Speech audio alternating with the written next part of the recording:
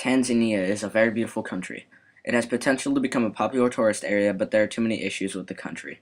Crime is one of the most serious issues in Tanzania, and visitors should be alert and cautious.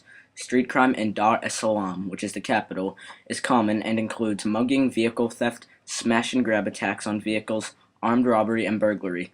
Thieves and pickpockets on buses and trains steal from inattentive passengers. Crime involving firearms is becoming more common. Between 1996 and 2010, according to Interpol data, the rate of murder has increased 4.5%, the rate for rape has increased 516%, the rate for robbery has increased 29.1%, the rate for aggravated assault increased 716.3%, the rate for burglary increased 4.2%, the rate for larceny increased 180%, and the rate of motor vehicle theft had a decrease of 24%.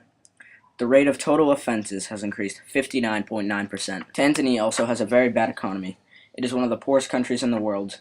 The economy is heavily dependent on agriculture, which accounts for half of the money, and it provides for 85% of exports and employs 80% of the workforce. Topography and climate conditions, however, limit cultivated crops to only 4% of the land area. Industry is mainly limited to processing agricultural products and light consumer goods. 96.6% of the population live under $2 per day, and 88.5% live under $1.25 per day.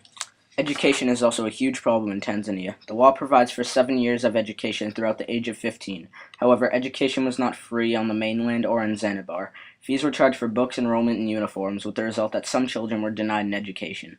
In 2001, Parliament voted to provide free primary school education for all children under the age of 12. This legislation went into effect in January. However, there are inadequate numbers of schools, books, teachers, and other educational materials needed to meet the demand. In some cases, children were unable to attend school because paid teachers demanded money to enroll them.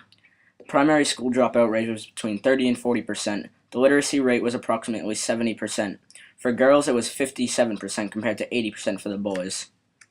Tanzania also has a very huge problem with diseases. These diseases include typhoid fever, hepatitis A and E, malaria, yellow fever, and plague. Hepatitis is the main disease in Tanzania. Hepatitis A is a viral disease that interferes with the functioning of the liver. It is spread throughout consumption of food, water contaminated with fecal matter, mainly in areas of poor sanitation. Victims exhibit diarrhea and fever. 50% of victims will experience prolonged symptoms over 6 to 9 months. There is a vaccine available, but most cannot afford it. Overall, Tanzania is not a good place to live or to visit. Tourists should be aware and cautious of diseases and crimes there.